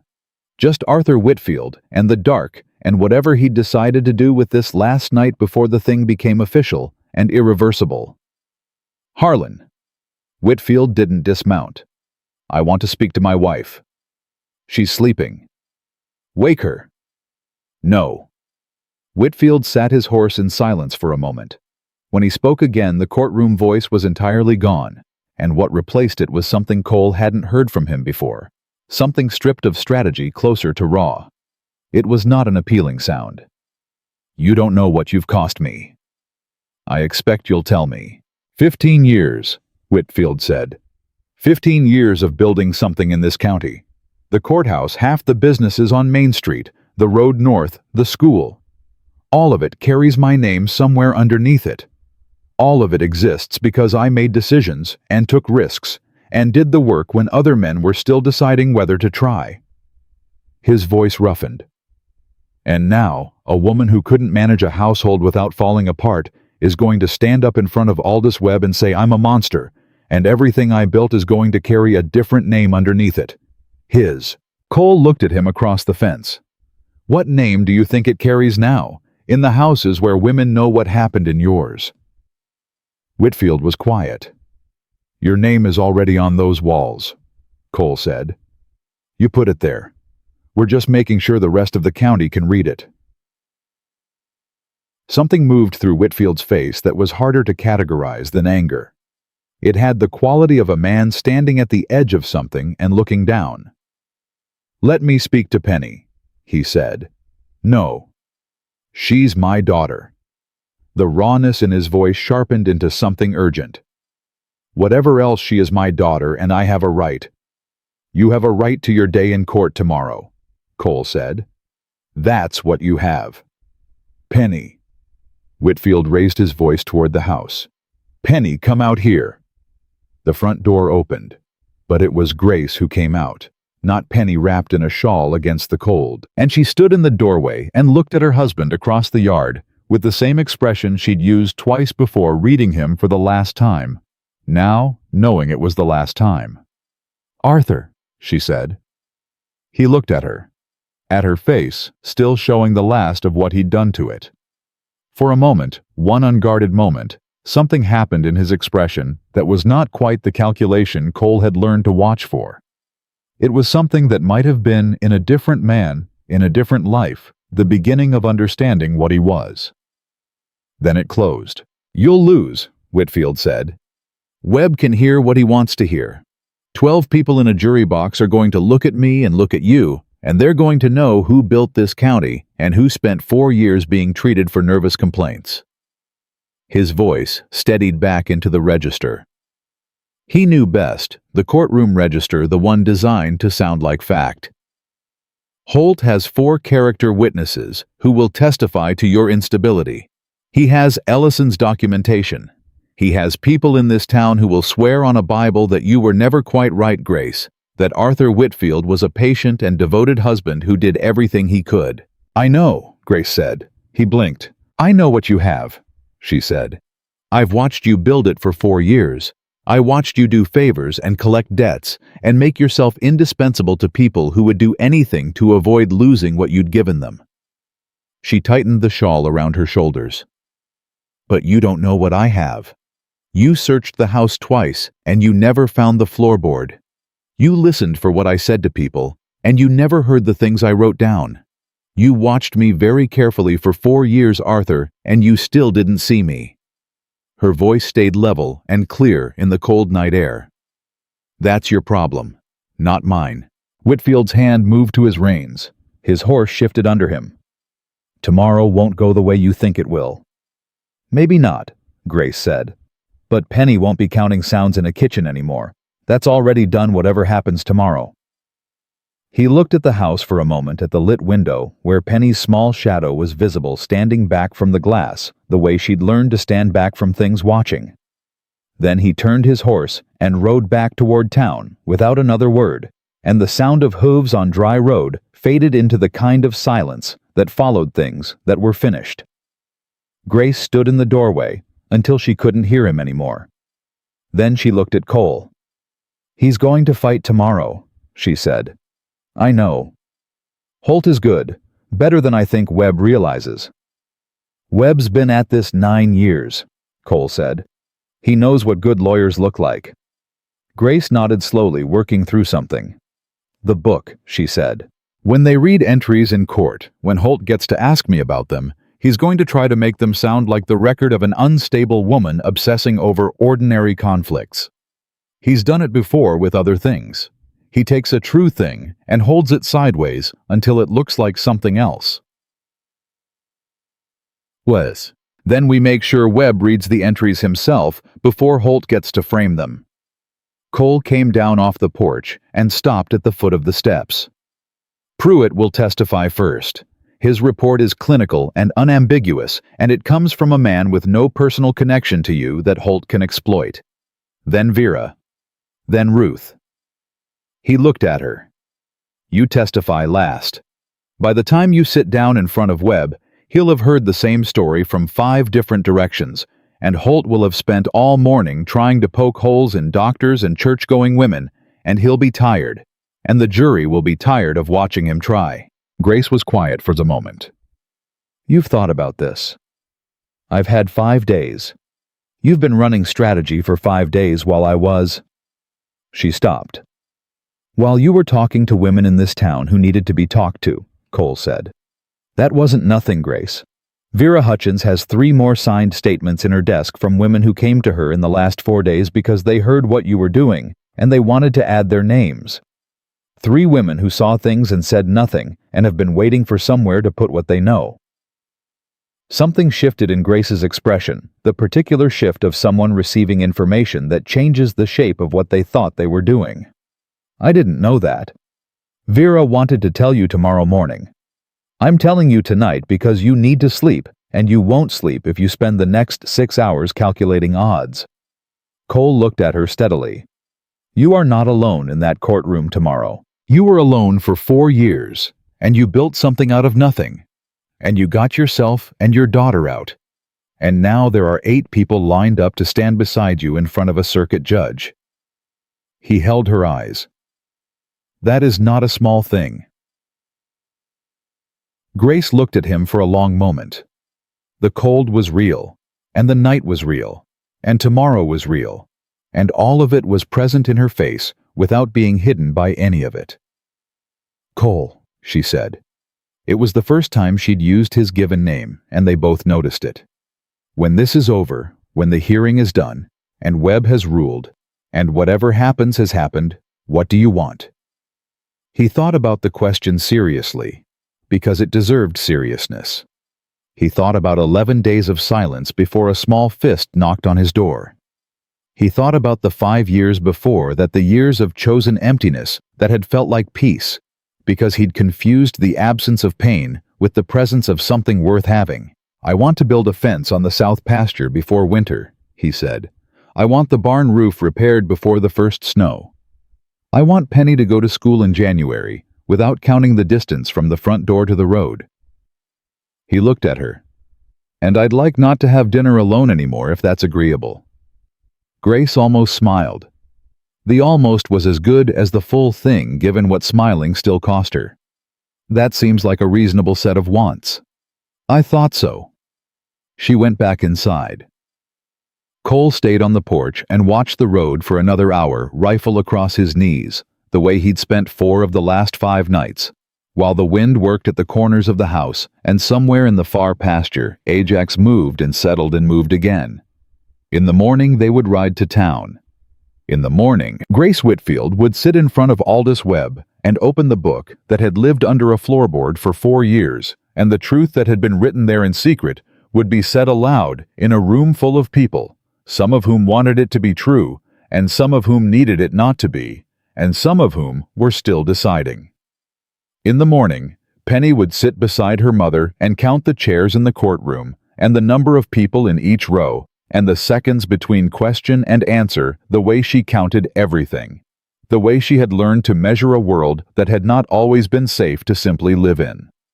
But tonight, the door was latched, and the lamp was lit, and the book was on the table where it had been for 5 days out in the open, not under any floorboard, not hidden from any set of hands that might come searching. Cole looked at the stars coming through the cloud breaks and thought that Margaret would have had an opinion about all of this, sharp and particular and probably correct. And he felt the familiar ache of that, and let it be what it was. Not a wound anymore, more like a scar that pulled when the weather changed, a reminder of something real that had been and was not gone just because it was over. He thought he was ready for tomorrow. He thought Grace was ready, which mattered more. He thought Penny had been ready for 2 years, which was the thing he was least able to sit with quietly, and so he didn't try to sit with it quietly. He just let it be true, and let it make him angry in the clean, useful way that anger could be when it had somewhere to go. Tomorrow, it had somewhere to go. The courtroom in Caldwell held 43 chairs. Penny counted them twice before she sat down, moving her lips, silently touching each row with her eyes, the way she touched fence posts and window panes, and anything else that needed to be known precisely. 43 chairs, and every one of them filled, which told Cole something about how thoroughly the story had moved through this town in 5 days. People who owed Arthur Whitfield were there. People who feared him were there. People who had looked away from Grace's face for 4 years were there, sitting with the particular stillness of individuals who had not yet decided what they believed and were waiting to be shown. Whitfield sat at the plaintiff's table with Gerald Holt beside him, both of them composed in the way of men who had prepared carefully and trusted their preparation. Whitfield wore his best suit and his courtroom face, the one that said he was a reasonable man who had been wronged by unreasonable circumstances, and Cole watched him arrange it the way a man arranged furniture before company arrived, deliberate and practiced. Grace sat at the other table with Cole beside her and the blue tin in front of her and the book inside it. She wore a dress Ruth Alderman had sent over that morning, dark blue wool, clean and plain, and her face told its own story without any assistance from her. The bruising had moved into its final stages, yellow-green at the edges, the cheekbones still visibly wrong. She sat straight and kept her hands still on the table and looked at the front of the room, and she did not look at her husband. Penny sat in the first row of chairs directly behind her mother, beside Vera Hutchins, and counted things. Judge Aldous Webb entered at 9 o'clock precisely, and the room stood and sat with the sound of 43 people moving, and Webb settled himself and looked out at the gathered faces of Caldwell County with the expression of a man who had walked into complicated rooms before and did not find the complications surprising. This hearing concerns 2 matters, Webb said. First, the competency filing submitted by Mr. Arthur Whitfield regarding his wife Grace Whitfield and the associated petition for return of custody of the minor child, Penelope Whitfield. Second, and consequent to the investigation opened at my direction upon arrival in this jurisdiction, allegations of sustained domestic violence as documented in physical evidence and witness testimony. He looked at both tables with equal impartiality. Mr. Holt, you filed first. You'll speak first. Holt stood and spoke for 20 minutes, and he was, as Grace had said, good.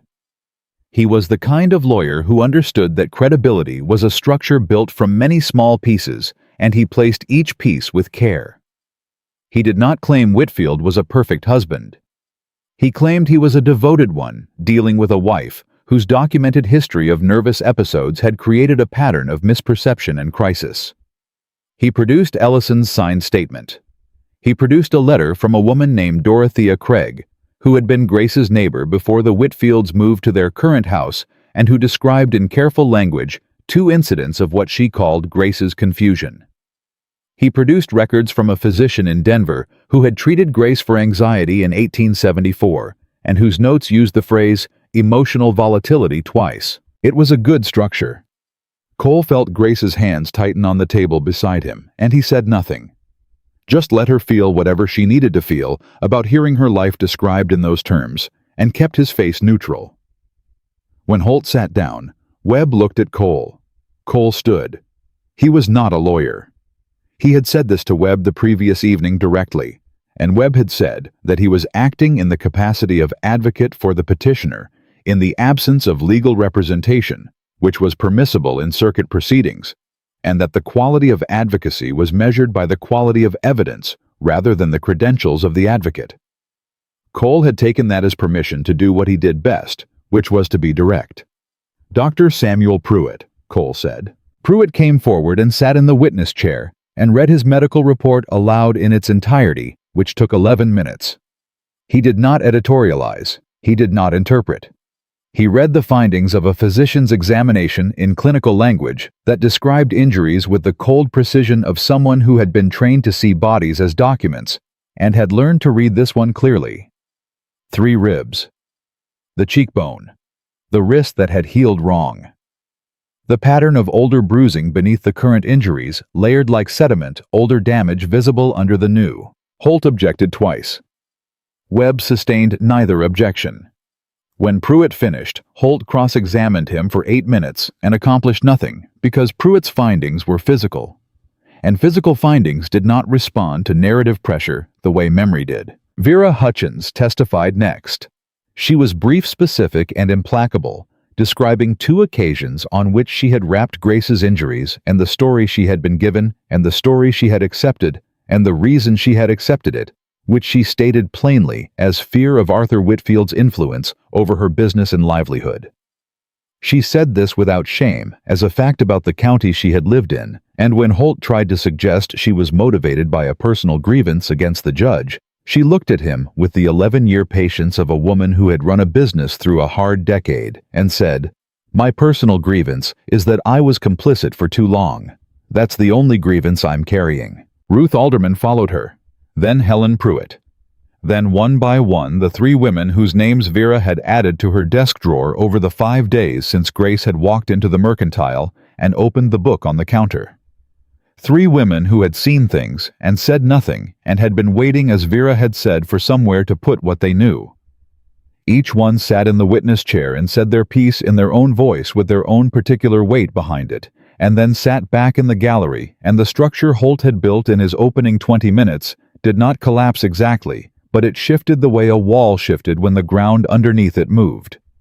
Whitfield sat through all of it with his hands flat on the table and his courtroom face perfectly maintained, and Cole watched him and thought about what it cost to hold a face still, while 6 women dismantled the story you had told this county for 15 years.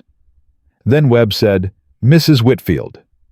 Grace stood. She carried the book to the witness chair and sat down with it in her lap and looked at Aldous Webb and waited. "You kept a written record," Webb said. "Yes, sir." "Beginning when?" "March of 1878, 3 months after Penny was born." She looked at the book. "I started it because he told me after the second time that I was remembering it wrong. That I'd fallen. That I was confused about what had happened." Her voice was steady in the way Cole had come to understand was not absence of feeling, but its management, the long-practiced skill of a woman who had learned that feeling things fully in the wrong moment had consequences. "I started writing it down so that I would have something outside my own memory, something that couldn't be told it was wrong." "Read me the first entry," Webb said. She opened to the first page and read. Then Webb asked for the 7th entry, and she read that. Then the 15th. He did not ask for the worst ones, Cole noticed, and he understood why Webb was a man who knew that the worst entries would look like peaks of crisis could be framed by Holt as evidence of escalating delusion. The middle entries, The ordinary entries, the ones that described violence in the same calm, matter-of-fact tone as one would describe a change in weather. Those were the ones that could not be explained away, because no one inventing a record of abuse would have invented the mundane ones. March 19, 1879. Hit across the left ear because supper was 20 minutes late. Hearing in that ear was wrong for 4 days. Told no one. September 4, 1879. Grabbed by the hair and pulled down the back stairs. Told Vera Hutchins I'd slipped on the top step. February 11, 1880. Penny was in the kitchen. She saw. She did not cry. She is 3 years old, and she did not cry. The room was very quiet when Grace read that last entry. Holt rose for cross-examination and began carefully establishing the emotional toll of a difficult marriage, suggesting that Grace's perception of events had been colored by anxiety and resentment, building toward the frame he'd laid in his opening. He was patient and methodical and not unkind in his manner, which was its own form of strategy. "Mrs. Whitfield," Holt said, "you've described a pattern of injury over 4 years. Yet, in 4 years, you never once sought legal remedy. You never filed a complaint with Sheriff Hayes. You never approached any authority in this county with your concerns." He paused, letting the observation settle. "Can you explain why a woman living in genuine fear would take no legal action for 4 years? Grace looked at him. "Arthur is the law in this county," she said. "He is the judge. He has the magistrate's debt, and the sheriff's loyalty, and the physician's signature on documents that say, 'I'm not reliable.'" She looked at the gallery, at the faces of people she had lived alongside for years. "I had a 7-year-old daughter, and no money of my own, and a record that said I had nervous complaints. What legal remedy would you have had me pursue Mr. Holt, and to whom?" Holt had no answer that served his purpose. He moved on. "You've characterized this as a sustained pattern," he said. "But isn't it possible that what you recorded were isolated conflicts, perhaps escalated by your own responses, misremembered or misrepresented in the record over time?" "No," Grace said. "No, no." She held the book in both hands. "I wrote them down the same day every time, sometimes the same hour when he was out of the house. I wrote them down because I knew this moment would come. Maybe not this exact moment, maybe not this courtroom, but some moment when I would need something that couldn't be argued with." She looked at Holt steadily. "I was right." Holt stepped back and looked at his notes and tried a different angle. "The night you left your husband's home, you took your daughter through a window in the middle of the night and went to the home of a man you barely knew. Would you describe that as the action of a stable and rational woman?" "Yes," Grace said. "I would describe it as the action of a mother who needed to keep her daughter alive." From the first row of chairs, Penny's voice came small and clear into the silence. "She wasn't in the middle of the night," Penny said. "It was 10:17. I counted. Several things happened at once. A sound moved through the gallery that was not quite a laugh and not quite a gasp, but something between the two, the sound of 43 people releasing breath they hadn't known they were holding." Webb raised his hand for order and got it quickly. Holt closed his notebook. And Arthur Whitfield, for the first time in the hearing, looked at his daughter. Penny looked back at him. Directly, without flinching, with those eyes that had learned to watch everything closely because everything had needed watching. Then Penny looked away back at her mother in the witness chair, and her expression settled back into its usual patient attention, and she resumed counting something quietly, and the courtroom came back to itself. Webb looked at Penny. "Young lady, I have a few questions I'd like to ask you. Will you come up here?" Penny came forward and stood in front of the witness chair, rather than sitting in it because she was not quite tall enough for sitting to be comfortable, and Webb adjusted without comment. He asked her straightforward questions in plain language, and she answered them the same way. When had she first practiced the route to Cole's ranch? What had she understood the practice to mean? What had she counted the night she ran? What had the counting told her?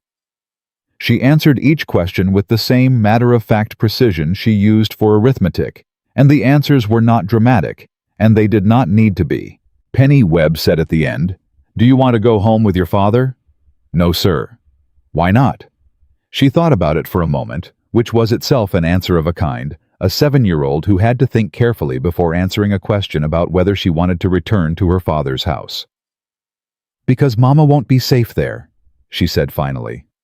And I need to know where Mama is to know where I am. Webb nodded once and dismissed her, and she returned to her seat beside Vera, who put a hand briefly on her shoulder. Then Webb looked at Arthur Whitfield. Mr. Whitfield, do you wish to testify? Whitfield stood. He came to the witness chair and sat with the ease of a man who had spent 15 years on the other side of this furniture, and he looked at Webb with the direct gaze of someone accustomed to being believed, and not quite ready to feel that certainty leave. He testified for 18 minutes.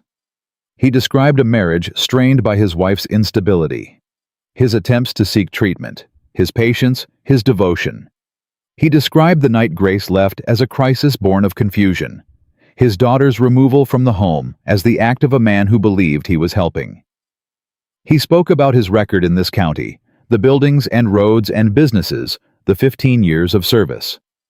He was articulate and composed, and he believed what he was saying in the specific way that men who had told a story long enough always ended up believing it. When Holt finished his questions, Cole stood.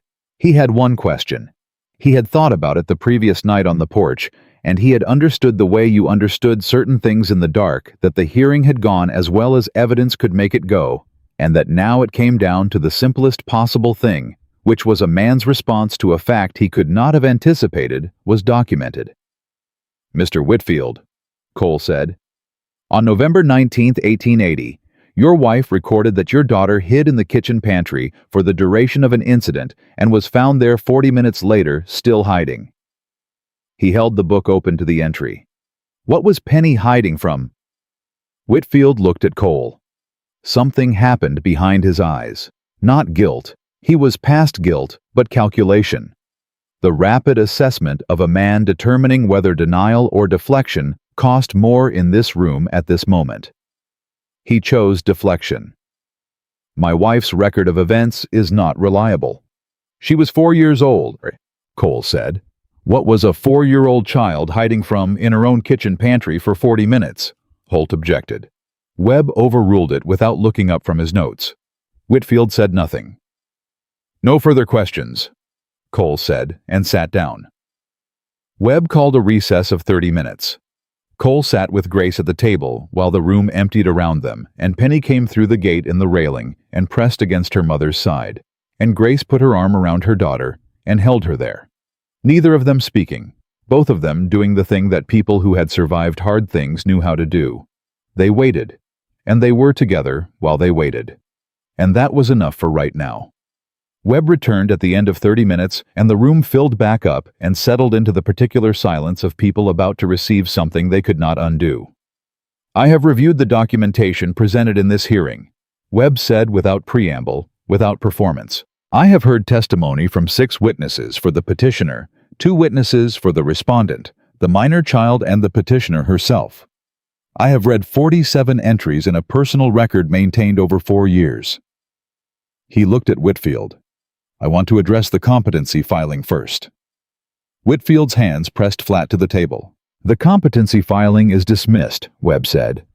A document signed by a physician who has not examined the subject in 2 years, produced at the specific request of the party filing against her, carries no evidentiary weight in this court.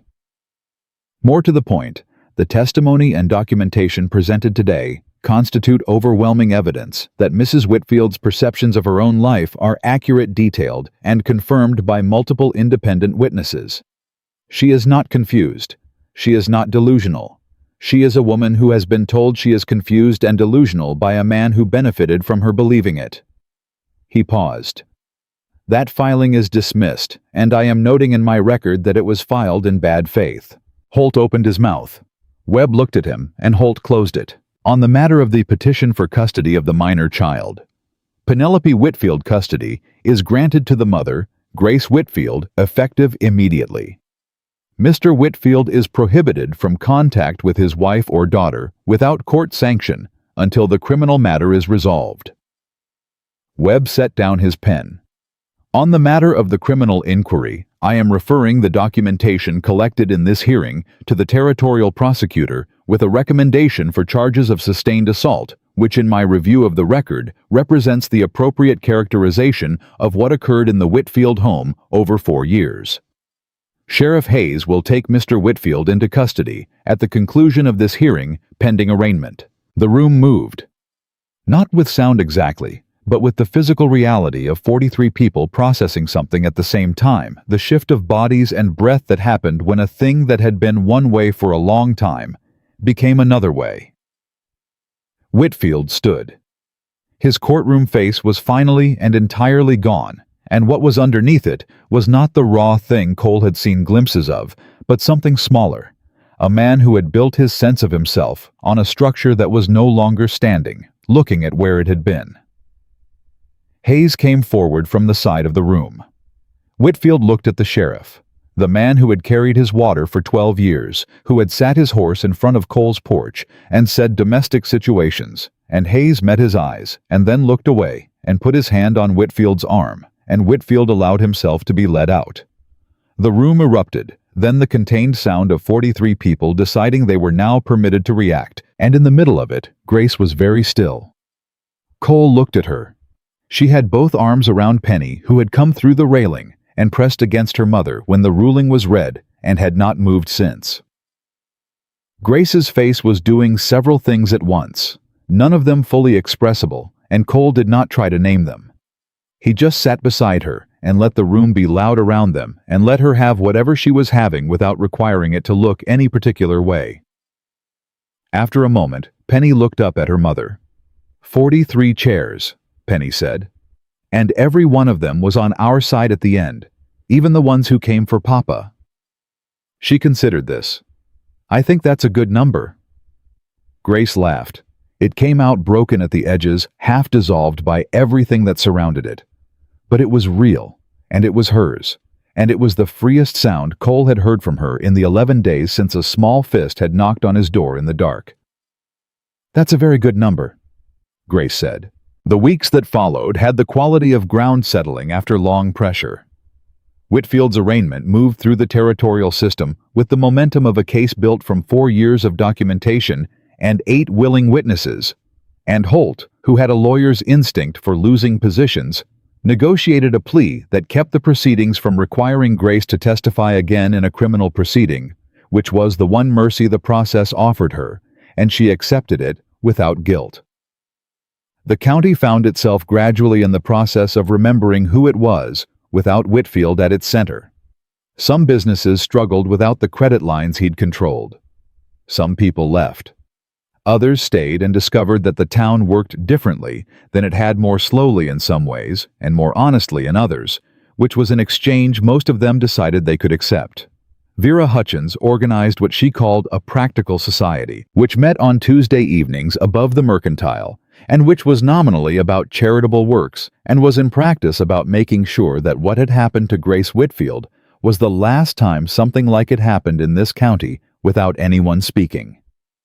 Ruth Alderman's husband preached a sermon on the third Sunday after the hearing that did not mention names and did not need to. He preached about the difference between peace and silence, and about how a community that confused the two would eventually lose both. His congregation was smaller than it had been and more attentive. Grace and Penny moved back to Cole's ranch. There had been no formal discussion about this, no proposal or negotiation. It had simply become true the way things became true when they were the right shape for the space available. Grace managed the household accounts with the same meticulous attention she'd brought to the blue tin and its contents, and the ranch's finances improved within 2 months in ways that Cole, who had managed them with the minimum competence required for survival, found both impressive and mildly humbling. Penny started school in January. She walked the distance from the ranch to town on the first morning and told Cole afterward that it was exactly 44 minutes if you kept a steady pace, and that the schoolroom had 28 desks, and that her teacher, Miss Clara Howe, had kind eyes and a firm voice and did not seem like the kind of person who told children they were imagining things. On a January evening when the first real snow of winter had come and the ranch was quiet with it. Cole sat at the kitchen table after supper while Grace washed dishes, and Penny drew careful diagrams at the other end of the table, numbering each element with the precision of an engineer.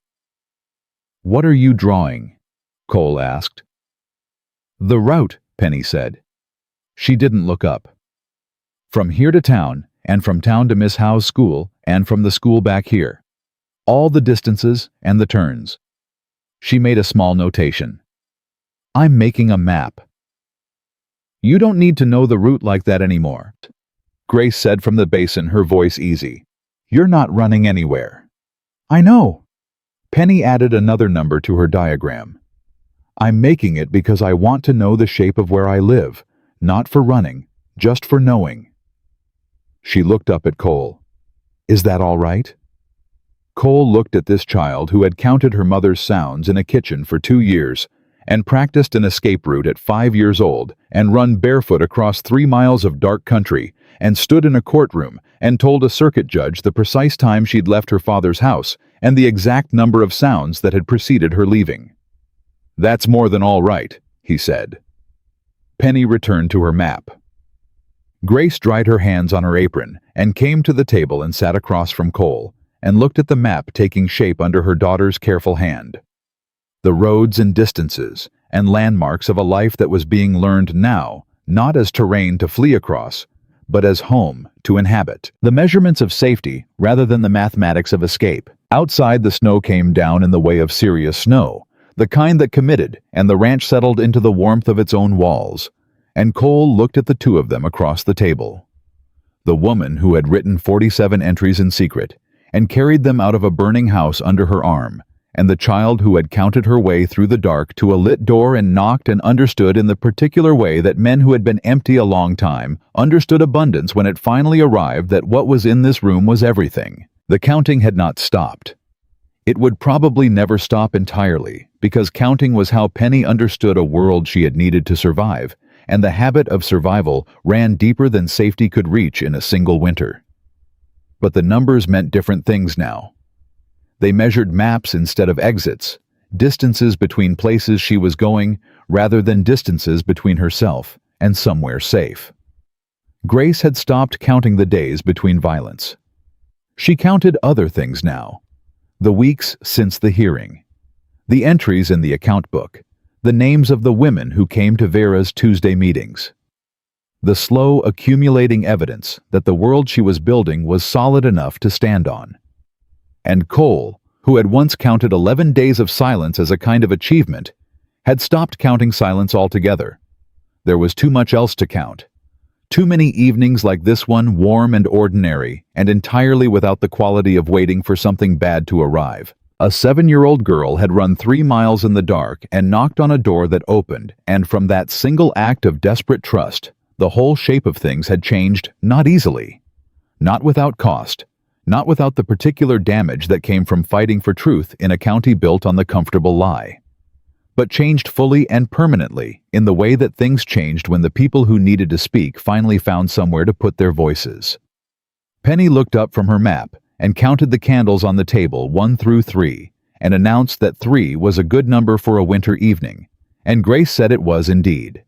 And outside, the snow kept coming, and inside this plain ranch house on the edge of Caldwell County, the counting meant something different now. It meant they were home.